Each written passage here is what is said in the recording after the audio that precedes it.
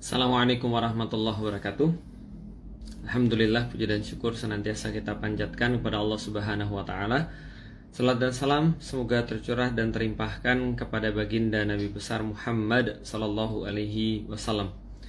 Alhamdulillah, teman-teman sekalian yang dirahmati Allah, kita berdoa mudah-mudahan Allah senantiasa memberikan kita kesempatan untuk memaksimalkan bulan Ramadan ini, dan Allah menjadikan kita semuanya termasuk orang-orang yang berpuasa dan beramal soleh di dalam bulan Ramadan ini.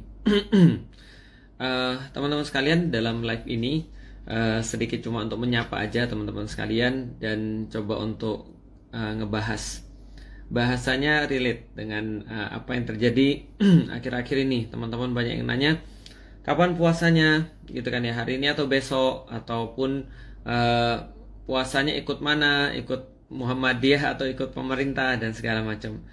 Nah, saya tahu teman-teman pasti banyak untuk menanyakan kapan puasanya, hari ini atau besok, ikut Muhammadiyah atau ikut pemerintah. Tapi sebenarnya gini teman-teman sekalian, menurut saya secara pribadi, mengetahui kenapa berbeda itu lebih penting daripada mengetahui tentang apa perbedaannya. Jadi mengetahui kenapa berbeda dan bagaimana berbeda itu lebih penting daripada mengetahui apa yang menjadi perbedaan. Kenapa? Karena kita itu jadi nanti akan lebih bijaksana dalam menyikapi satu hal. Dan disclaimer dulu, apapun yang nanti akan saya bicarakan ini bukan sebuah pendapat yang sangat ilmiah ya, dalam arti bukan yang ilmiah banget. Ya ilmiah pastilah berdasarkan dalil ya pasti. Cuman saya lebih kepada pengen agar teman-teman paham kenapa sih bisa terjadi perbedaan penentuan awal dan akhir Ramadan. Jadi itu yang mungkin ya temanya ya. Kenapa bisa berbeda antara satu kelompok dan kelompok yang lain, pendapat yang satu dengan pendapat yang lain tentang awal dan akhir Ramadan itu ya. Jadi saya cuma pengen bahas. Nanti setelah saya bahas ini, teman-teman insya Allah akan lebih bijak dan lebih bisa memahami dan lebih bisa menerima andaikan ada perbedaan. Jadi teman-teman sekalian gini ceritanya. Pertama-tama saya perlu jelasin dulu, di dalam Islam yang namanya ikhtilaf itu tidak akan bisa terelakkan. Ikhtilaf itu asal katanya adalah khilaf. Khilaf artinya berbeda. Khilaf artinya tidak sama. Artinya di dalam Islam pasti ada perkara ikhtilaf atau perbedaan. Dan perkara ikhtilaf ini sudah ada sejak zamannya Nabi. Jadi Nabi Muhammad masih ada saja, maka itu pun sudah terjadi ikhtilaf di antara para sahabat. Kisah yang paling masyhur adalah ketika Rasulullah Shallallahu Alaihi Wasallam itu pernah bersabda pada sahabat ketika ba'da perang Khandaq ya. Jadi ba'da perang Khandaq, Rasulullah Shallallahu Alaihi Wasallam itu bersabda, jangan ada yang sholat asar kecuali di Bani Quraidah. Jadi Rasulullah pada saat itu setelah perang Khandaq, lantas para sahabat pulang ke Madinah. Lantas saat itu mereka sedang lelah-lelahnya karena peperangan itu sangat intens dan sangat lelah sekali, sangat capek sekali. Dan pas mereka mau menurunkan bawaan dan pedang dan perlengkapan-perlengkapannya, itu lantas di antara para sahabat itu menerima kabar dari Rasulullah. Rasul bilang, kita belum diperintahkan meletakkan senjata. Jadi segera pergi ke Bani Quraidah untuk ngepung Bani Quraidah. Maka muncullah hadisnya, la yusalliyannal asar illa fi Bani Quraidah. Jangan kalian sholat asar kecuali di Bani Quraidah. Singkat cerita, saya nggak mau cerita tentang sejarahnya dulu. Saya cuma pengen mengatakan aja, hadisnya dari Rasulullah sama. Rasulullahnya masih ada. Rasulullah Muhammad masih ada dan masih hidup di antara para sahabat. Hadisnya sama, didengar oleh para sahabat sama. Jangan kalian sholat asar kecuali sampai Bani Quraidah.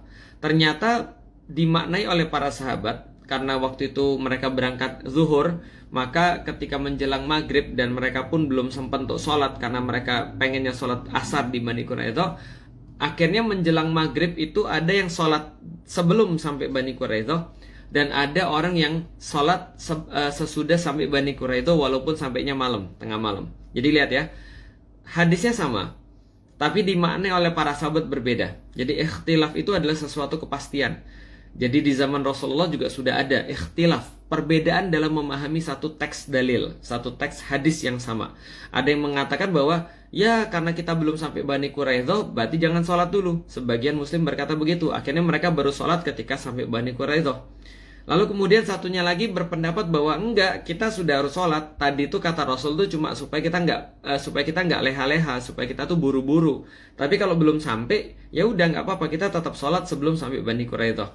Dan ternyata yang menariknya adalah kesimpulannya adalah dua-duanya yang berbeda pendapat ketika mereka dengar hadis yang sama tapi memaknai berbeda pendapat. Dan perbedaannya tuh lumayan karena satunya sholat setelah sampai, satunya sholat sebelum sampai. Dan itu berarti ya berbeda, jauh berbedanya.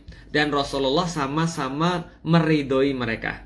Nah itu kita harus tahu ya, bahwasanya ketika ada perbedaan dan perbedaan itu sama-sama berdasarkan dalil, maka Rasulullah Shallallahu Alaihi Wasallam sama-sama meridhoi mereka semuanya. Jadi ini harus teman-teman tahu dulu ya, bahwa di dalam Islam ikhtilaf itu adalah perkara yang pasti terjadi. Perbedaan dalam mensikapi satu dalil itu adalah perkara yang pasti terjadi. Pertanyaannya, apa perbedaan yang boleh dan apa perbedaan yang tidak boleh? Gampang jawabannya. Perbedaan itu menjadi boleh ketika dia itu ditelurkan atau dihasilkan oleh para ulama yang memang kompeten di dalamnya. Dilakukan oleh orang yang memang berhak untuk memberikan satu keputusan hukum. Nah, menurut para ulama, ya mereka lah namanya mujtahid. Jadi imam-imam mujtahid, imam-imam yang melakukan ijtihad. Apalagi itu ijtihad. Imam-imam yang bisa mengolah dalil, lalu kemudian mereka cukup ilmunya, hafal Quran, hafal banyak hadis, mengetahui fakta, mengetahui realitas. Lantas kemudian mereka memberikan keputusan atas satu hukum. Itu namanya mujtahid. Contoh mujtahid siapa? Ya imam mazhab itu semuanya mujtahid. Jadi imam mazhab itu semuanya mujtahid. Dan Rasulullah Shallallahu Alaihi Wasallam itu berkata, ketika sudah diputuskan satu perkara oleh seorang hakim atau seorang pemutus perkara, dalam hal ini para mujtahid, maka kalau benar dapat 2 pahala, kalau salah dapat 1 pahala. Saya ulangi, kata Rasulullah, kalau sudah diputuskan oleh orang yang berhak, maka kalau salah dapat 2 pahala. Kalau sudah diputuskan oleh orang yang berhak, kalau benar dapat 2 pahala, kalau salah dapat 1 pahala. Jadi nggak ada yang dapat dosa. Ya lihat ya, saya ulangi lagi, kesimpulannya apa? Kesimpulannya adalah ikhtilaf itu perkara yang pasti di dalam Islam. Dan kalau ikhtilaf atau perbedaan ini munculnya dari para ulama yang memang berkompeten dalam melakukan keputusan, maka tidak ada dosa. Yang ada yang baik atau lebih baik. Yang ada adalah 1 pahala atau 2 pahala. Ya kan ya? Kalau benar dapat 2 pahala, kalau salah dapat 1 pahala. Tapi tidak ada dosa. Yang ngomong siapa? Yang ngomong Rasulullah Shallallahu Alaihi Wasallam. Maka dalam perkara ikhtilaf atau perbedaan yang ada dalilnya, atau perbedaan yang memang ada ijtihad para ulamanya, tidak ada dosa di situ. Yang ada adalah baik atau lebih baik. Oke, sampai sini paham ya? Oke, kalau gitu kita lanjut. Di Indonesia dan di dunia muslim semuanya itu diakui ada 4 mazhab. 4 cara pengambilan keputusan di dalam satu dalil. Jadi mazhabnya apa saja ya? Sering dikatakan mazhab Ahlussunnah wal Jamaah. Pertama mazhab Maliki, yang kedua adalah mazhab Maliki Hanafi. Yang ketiga mazhab Syafi'i, yang keempat mazhab Hambali. Nah, ini adalah 4 mazhab yang diakui. Mazahibul arba'ah. Jadi mazhab yang 4 gitu kan ya. Yang pertama tadi adalah Maliki atau mazhab Malikiyah. Pengikutnya Malikiyah. Yang kedua adalah Hanafiyah. Lalu kemudian Syafi'iyah. Lalu kemudian Hambali, Hanabilah gitu kan ya. Oke, kalau gitu kita lihat ya. Kalau Syafi'i banyaknya di mana? Indonesia, Suriah, itu Syafi'i. Hambali itu kayak apa sih? Arab Saudi, itu Hambali. Hanafi itu kayak apa? India, Turki, itu Hanafi. Maliki itu ya penduduk Madinah, itu adalah Malikiyah. Kalau nggak salah Maroko itu juga Maliki. Koreksi saya kalau saya salah ya. Kalau saya nggak salah ya, Maroko dan sekitarnya juga Maliki. Tapi nanti coba dikoreksi kalau saya salah. Tapi yang jelas Indonesia banyaknya adalah Syafi'i. Nah, jadi menganut mazhab Syafi'i. Kok bisa beda-beda sih? Oke, saya ambil sedikit pengertian ya. Anggap lagi nih, pohon mangga ada buahnya. Pohon mangga ada buahnya. Buahnya itu namanya dalil. Buahnya pohon mangga itu dalil syariat, gampangnya gitu ya. Nah, yang ngambil buah mangga namanya mujtahid. Yang ngambil buah mangga namanya mujtahid. Proses cara pengambilannya namanya ijtihad. Hasilnya yang sudah siap kita makan namanya fikih. Oke, saya ulangi lagi ya. Kalau dalam mangga ya, anggap aja kita mangga. Pohon mangganya dan buah mangganya, bukan pohon mangga. Buah mangganya adalah dalil syariat. Buah mangganya dalil syariat. Orang yang ngambil buah mangga namanya mujtahid, atau orang yang ngambil buah mangga. Cara pengambilannya disebut dengan ijtihad. Ya, jadi cara pengambilannya disebut dengan ijtihad. Dan hasil daripada mangga yang sudah diambil, dikupas, lalu kemudian dikasih ke orang namanya fikih. Jadi kira-kira gitu. Jadi fikih itu adalah apa? Mangga yang sudah siap dimakan. Nah, gampangnya gitu. Kalau buah mangganya apa? Dalil syariat. Jadi kita nggak mungkin sebagai seorang yang nggak ngerti apa-apa langsung makan buah mangga dari pohon. Nggak mungkin, karena kita adalah orang yang nggak paham. Maka kita perlu ulama. Siapa ulama mujtahid yang ngambilin buah mangga? Lalu kemudian memotong-motongnya, nyajiin buat kita sudah siap dimakan. Dan kadang-kadang mujtahid itu beda-beda. Ada yang ngambil buah mangganya manjat. Ada yang ngambil buah mangganya pakai alat. Ada yang ngambil buah mangganya dilempar misalnya. Ya terserah mujtahidnya. Makanya Imam Syafi'i cara pengambilan dalilnya cara pengolahan dalilnya berbeda dengan Imam Maliki, berbeda dengan Imam Hambali atau Imam Hanafi, dan seterusnya. Artinya kalau kita bisa lihat ya teman-teman sekalian, sekali lagi kesimpulannya apa? Ikhtilaf itu perkara yang pasti di dalam Islam. Dan kalau dia dilakukan oleh orang yang berkompeten, maka tidak ada dosa. Ya, tidak ada dosa. Yang ada adalah pahala 2 atau pahala 1. Berarti teman-teman sekalian, sekarang kita bahas bagaimana cara sorry ya, lag ya. Jadi sekarang kita bahas bagaimana caranya penentuan awal dan akhir Ramadan menurut imam-imam mazhab fikih, gitu kan ya. Dan kenapa terjadi perbedaan? Oke, saya lanjut ya. Mudah-mudahan nggak pusing ya. Oke, saya lanjut. Di dalam perkara 4 mazhab yang dari zaman dulu ada sampai dengan zaman sekarang, maka 4 mazhab ini terbagi 2. Jadi 4 mazhab ini terbagi 2, yaitu adalah 1 mazhab Hambali, mazhab Maliki, dan mazhab Hanafi jadi 1. Lalu 1 lagi berdiri sendiri, mazhab Syafi'i. Nah ini oke ya. Saya ulangi lagi ya biar kita pelan-pelan ya. Dalam penentuan awal dan akhir Ramadan, 4 mazhab ini terbagi menjadi 2. 1 adalah mazhab Syafi'i sendiri, lalu selainnya mazhab yang gabung pendapatnya, yaitu adalah Hanafi, pendapatnya sama persis, bukan sama persis ya, hampir-hampir sama. Hanafi hampir-hampir sama dengan Maliki, hampir-hampir sama dengan Hambali. Yang berbeda sendirian mazhab Syafi'i.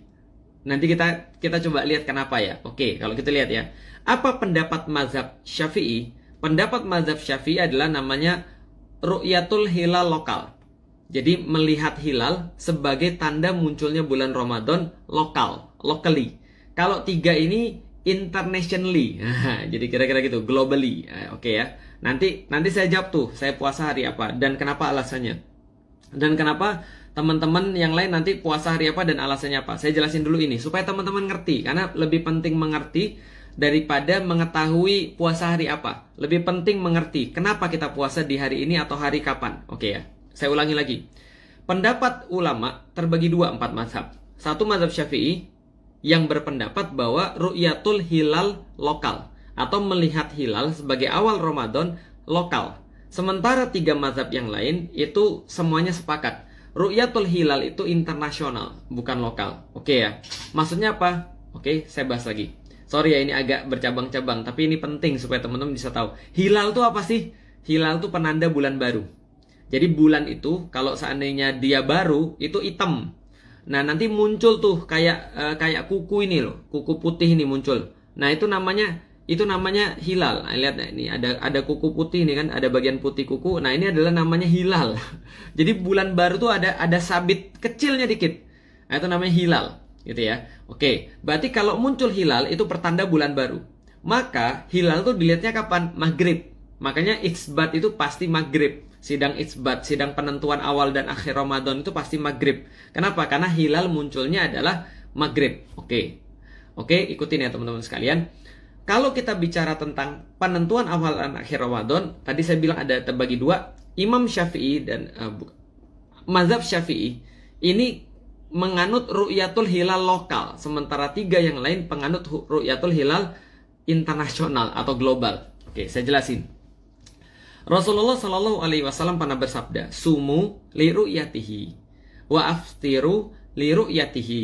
Sumu, bersaumlah kalian para kaum muslimin, kata Rasulullah. Sumu, semua kaum muslimin berpuasalah. Li ru'yatihi, ketika Anda ru'yat. Ru'yat itu adalah kata ro'a. Ro'a itu adalah melihat dengan mata.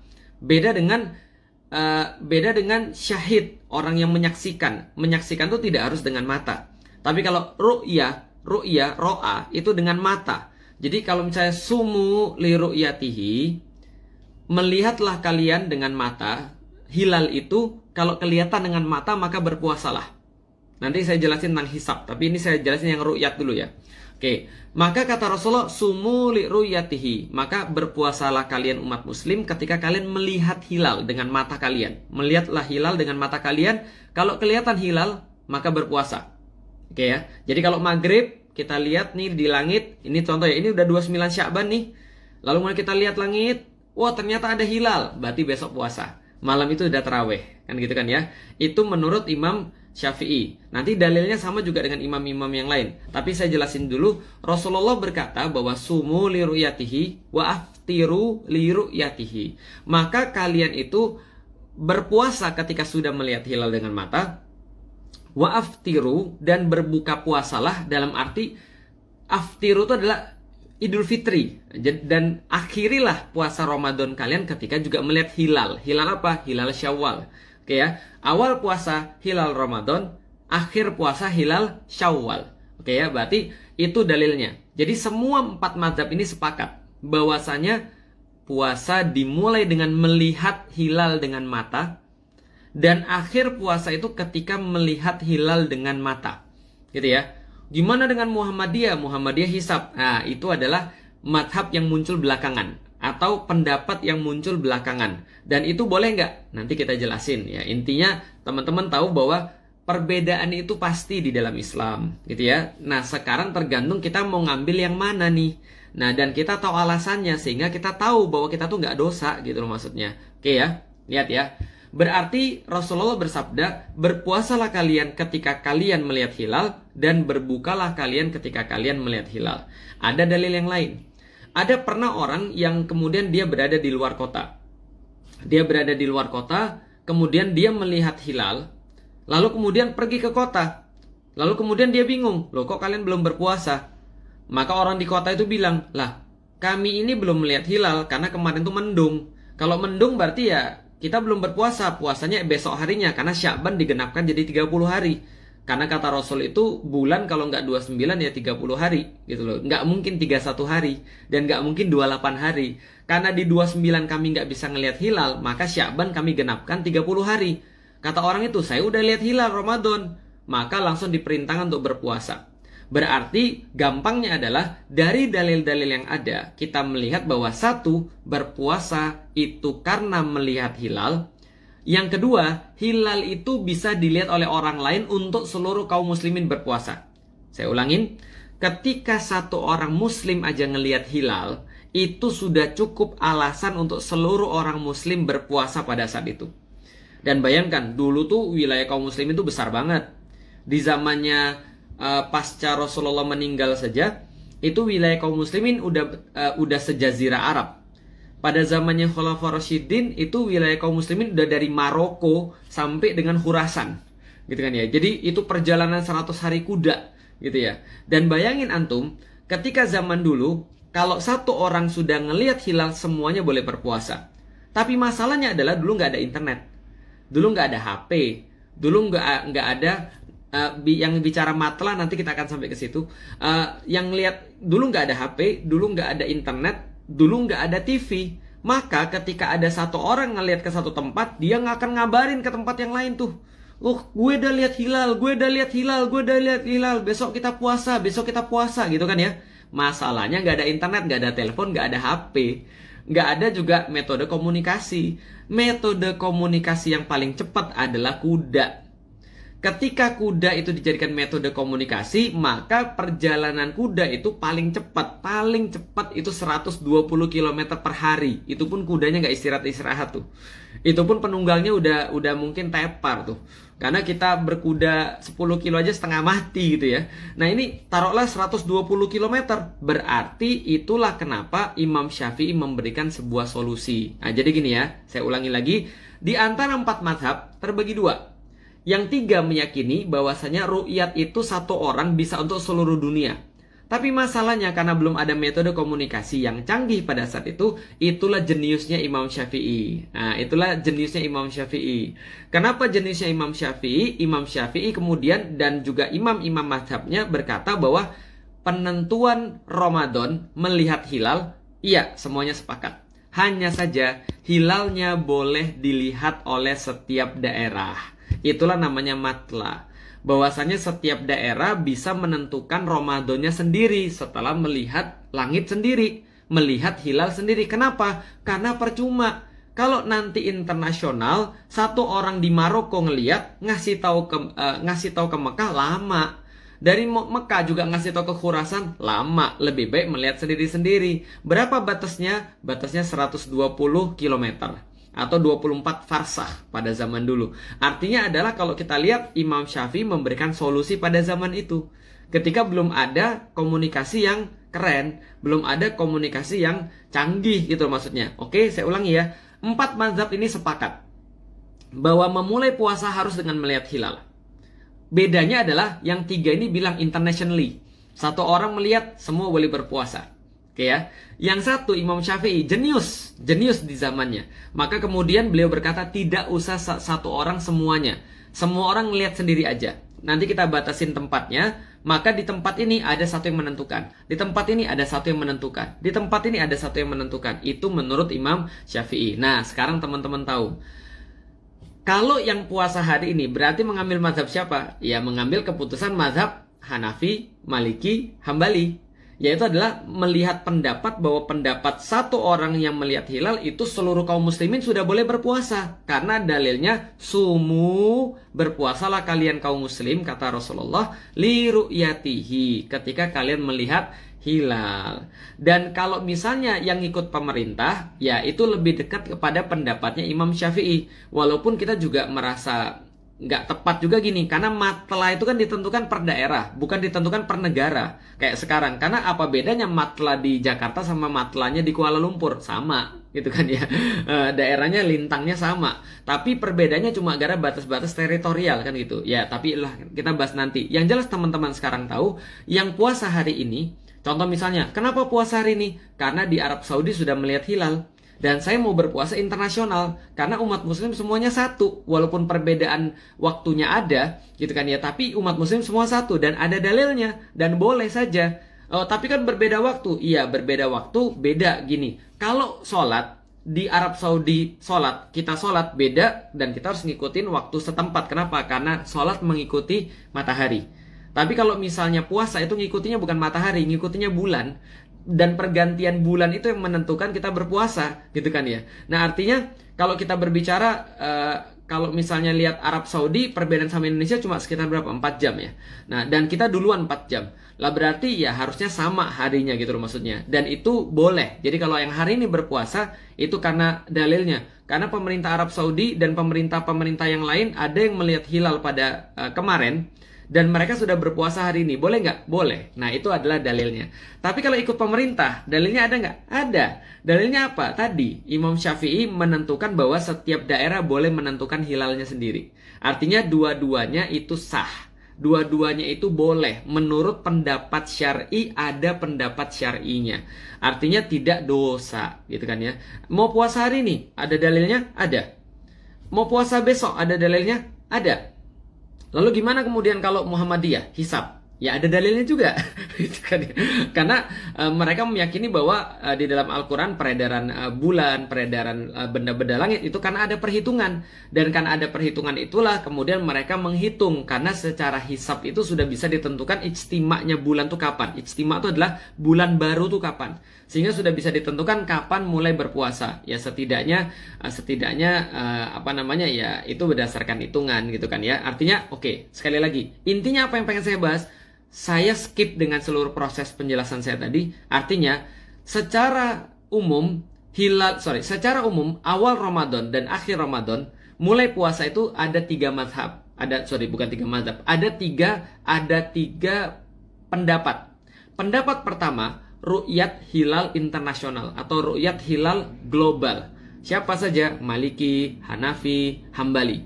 Ru'yat hilal lokal. Itu adalah Imam Syafi'i. Dan pendapat terbaru adalah pendapat bahwasanya kita boleh memakai hisab atau hitung-hitungan. Itu adalah seperti yang dipakai oleh teman-teman di Muhammadiyah. Nah, jadi artinya adalah ya semuanya boleh. Jadi nggak usah saling menghujat. Ya kenapa? Di dalam Islam itu ikhtilaf. Itu adalah perbedaan yang boleh. Dan imam-imam sudah menelurkan itu. Nah kalau saya apa? Kalau saya lebih meyakini ru'yat hilal yang bersifat internasional. Gitu kan. Jadi teman-teman tahu kapan saya puasa karena saya mengambil pendapat internasional. Karena satu, bagi saya Muslim itu semuanya sama, Muslim itu semuanya satu gitu kan ya. Maka ketika satu sudah melihat hilal dan dia bersumpah atas nama Allah bahwa dia sudah melihat hilal, itu sudah jadi alasan untuk boleh berpuasa pada esok harinya. Tapi saya juga tidak menolak pendapat bahwa yang mengatakan ru'yat hilal lokal atau yang pendapat yang mengikuti gue ikut pemerintah aja. Nah itu agak sedikit perlu dikoreksi. Bukan ikut pemerintah tapi ikut dalil yang dibawa oleh Imam Syafi'i, yaitu adalah bahwasannya ru'yat lokal tuh bisa ditentukan oleh per daerah. Nah, jadi itu ya sebenarnya ya. Jadi artinya teman-teman jadi tahu perbedaannya. Nah, sekarang teman-teman jadi lebih bijak nanti. Jadi nggak usah disalah-salahin. Oh, puasa besok. Gua ini udah puasa, lu batal lu berarti. Lu harus kodok lu. Kenapa? Karena hari ini udah puasa. Ya, tergantung pendapat yang mana. Dan yang puasa besok nggak usah ngece juga ke orang-orang yang puasa hari ini. Lu puasa belum Ramadan, wah dasar nggak ikut pemerintah lu. Lu pergi ke Arab aja. Nggak bisa juga gitu. Kenapa? Ingat kita punya dalil. Dan ingat kalau dalil itu berdasarkan ijtihad para ulama, benar dapat 2 pahala, salah dapat 1 pahala. Ribut tentang perkara ikhtilaf dosa. Ya, jadi ikhtilafnya itu tidak dosa, ributnya itu dosa. Ya antum itu dapat pahala belum pasti, dosa udah pasti kalau ribut. Makanya jangan ribut karena ada dalilnya semuanya. Gitu ya. Nah, jadi itu penjelasan tentang awal dan akhir Ramadan bagi yang masih bingung. Kenapa sih ada perbedaan antara Muhammadiyah dan NU misalnya, atau Muhammadiyah dan pemerintah? Teman-teman yang ada di Muhammadiyah mereka memakai dalil hisab karena sudah jelas perhitungannya. Bahkan Ramadan 2023, Ramadan 2045, Ramadan 2200 itu juga sudah bisa ditentukan dari sekarang. Kenapa? Karena ya pergerakan pergerakan benda-benda langit itu termasuk bulan ada orbitnya dan ada hitungannya, dan hitungannya bisa dibuat dari sekarang. Dan juga tidak perlu merasa heran ketika teman-teman NU dan pemerintah di mana mayoritas di Indonesia adalah mazhabnya Syafi'i, termasuk teman-teman NU juga jelas mazhabnya Syafi'i. By the way, teman-teman Muhammadiyah juga banyakkan mazhab Syafi'i, gitu kan ya. Nah, di Indonesia banyakkan mazhab Syafi'i, teman-teman NU bermazhab Syafi'i terbanyak. Nah, itu juga mengambil pendapat bahwasanya ru'yat itu bisa dilakukan secara lokal. Berarti dia bisa juga mengatakan di Arab Saudi bisa ru'yat, gue juga bisa ru'yat. Kalau Arab Saudi itu dapat ru'yatnya tanggal 1 April sehingga mereka berpuasa 2 April, maka di sini berpuasa 3 April karena disempurnakan bulan Sya'bannya jadi 30. Jadi kemungkinan nanti yang teman-teman yang ikut puasa 2 April ikut ru'yat internasional itu puasanya 30 hari. Dan teman-teman yang ikut pemerintah atau ikut mazhab Syafi'i, bukan ikut pemerintah ya, lebih tepatnya ikut mazhab Syafi'i, itu berpuasanya 29 hari. Nah, jadi gimana Ustadz? Kalau saya itu mulainya ikut NU, ikut Syafi'i, tapi akhirnya ikut Muhammadiyah, jadi 28 hari ya. Ya nggak gitu juga gitu kan ya. Jadi pilih pendapatnya berdasarkan keyakinan. Tadi sudah saya kasih tahu pendapatnya ada 3 secara umum.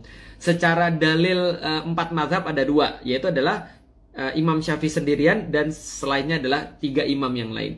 3 imam yang lain itu internasional. Imam Syafi'i karena kejeniusan beliau di zaman itu, maka beliau memutuskan lokal karena sulit kalau itu dilakukan secara internasional karena ya HP belum ada, metode komunikasi belum ada. Tapi kalau sekarang, kalau saya secara pribadi saya mengambil pendapat yang internasional karena saya menganggap ya umat muslim itu satu. Karena itulah harusnya mereka berpuasanya bareng. Karena sekarang sudah ada komunikasi yang sangat mumpuni ya. Sekali kelihatan langsung diblas, langsung bisa bermulai untuk puasa. Tapi balik lagi teman-teman sekalian, ikhtilaf. Sekali lagi balik lagi, jangan sampai ikhtilaf itu menghasilkan sebuah perpecahan.